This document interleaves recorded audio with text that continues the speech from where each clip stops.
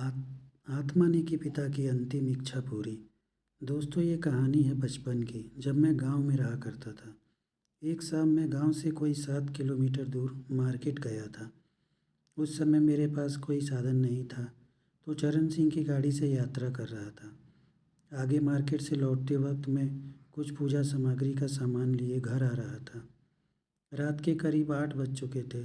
ठीक ठाक अंधेरा हो चुका था। लगभग 3 किलोमीटर का रास्ता तय करने के बाद मैं गांव वाले रास्ते पर आ चुका था। गांव का रास्ता थोड़ा सुनसान था।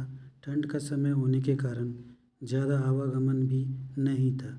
मैं चरण सिंह की गाड़ी से अपनी मस्ती में आगे बढ़ रहा था, क्योंकि मुझे भी ठंड लग रही थी। तभी मैंने मेरे पीछे किसी के चलने की आवाज़ सुनी। पीछे मुड़कर देखा तो कोई नहीं था।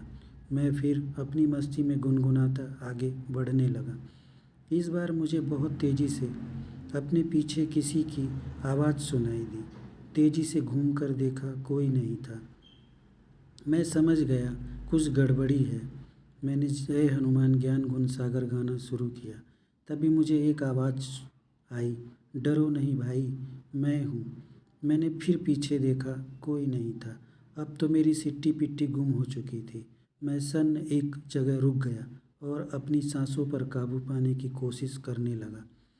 तभी उस आवाज़ ने मुझसे कहा, अरे भाई, मैं गणेश हूँ, जिसकी डूबने के कारण पिछले साल मौत हो चुकी है, लेकिन मुझे मुक्ति नहीं मिली। ये सुन मेरी हालत बहुत बिगड़ चुकी थी। फिर भी बजरंगी की कृपा से मैंने कहा, हाँ कहो गणेश भाई, मुझसे क्या काम है। बहुत दुख हुआ था जब तुम्हारे बारे में सुना था। तो ये बात सच है, मैं शहर में रहता हूँ। जब गांव आया तो मुझे पता चला था गणेश नाम का एक लड़का गांव के पुल में डूब गया है। उसने कहा, भाई मुझे तुम्हारी मदद चाहिए। वो मुझे दिख नहीं रहा था, केवल कुछ दूरी से उसकी आवाज़ सुनाई पड़ती थी। उसकी नॉर्मल बातें सुन मेरा भय थोड़ा कम हुआ था। उसने कहा, भाई आप डरो नहीं, मैं पिछले कुछ मंथ से लोगों से बात करने की कोशिश करता हूँ। लोग भाग जाते हैं, कोई मेरी बात नहीं सुनता। इसलिए 7-8 बजते ही अब इस रास्ते से कोई आता जाता नहीं है। सब डर गए हैं और भूत भूत कहकर माहौल बिगाड़ दिया है। पिछले दिनों मेरे पिता की भी मृत्यु हो गई, किसी ने उनका अंतिम ख्याल नहीं रखा। माँ पहले ही गुजर चुकी थी, अब कोई नहीं था पिता की अंत्येष्टि के लिए। दोस्तों, मैं चुपचाप खड़ा उसकी बातें सुन रहा था। वो आत्मा थी जो सिर्फ सुनाई दे रही थी। मैंने कहा, मित्र गणेश, बताओ मैं आपकी क्या मदद कर सकता हूँ। उस आत्मा की आवाज़ सीधे दिल को छू रही थी। उसकी आवाज़ में एक महान दर्द था, जो किसी अपने को खोने पर ही होता है। उसने कहा, मित्र, पिताजी की इच्छा थी मैं उनकी मृत्यु के पश्चात उनके नाम पर भगवान कृष्ण का मंदिर बनाकर गांव को अर्पित करूं। मैं बोला, मित्र गणेश, लेकिन ये काम तो तुम्हारे रिश्तेदारों को करना चाहिए। उसने आगे कहा, ये बात पिताजी ने मुझे कही थी और कोई नहीं जानता।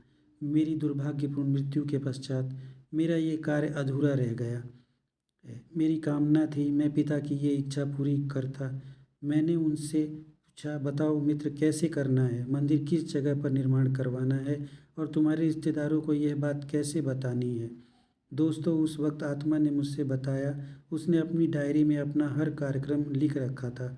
उसे कब लाइफ में क्या करना है, वो डायरी उसके घर के एक खास डेस्क में रखी थी, जहाँ उसकी कुछ किताबें रखी थी। वो हमेशा डायरी मेंटेन करता था। उसने कहा, मित्र गणेश, तुम मेरे घर जाओ, मेरे अंकल को मुझसे हुई मुलाकात का जिक्र करो, फिर उन्हें मेरी वो डायरी निकाल कर दिखाओगे, सभी को यकीन हो जाएगा।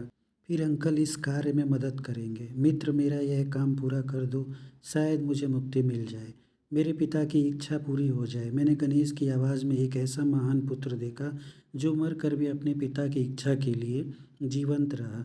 मैंने उससे वादा किया और घर आ गया। अगली सुबह गणेश के अंकल से मिला, गणेश की डायरी निकलवाई। उससे पहले उन्हें गणेश से हुई इस अनोखी मुलाकात का सारा वृतांत सुनाया। अंकल ने गांव में भगवान कृष्ण का मंदिर बनवाया।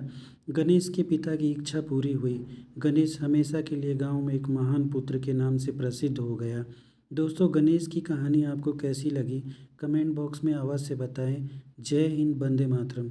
दोस्तों, इस तरह की कहानी, अद्भुत कहानियाँ आगे भी सुनने के लिए चैनल को सब्सक्राइब कर लें। स्टोरी लेखन क्रिएशन रंजीत चौबे। धन्यवाद।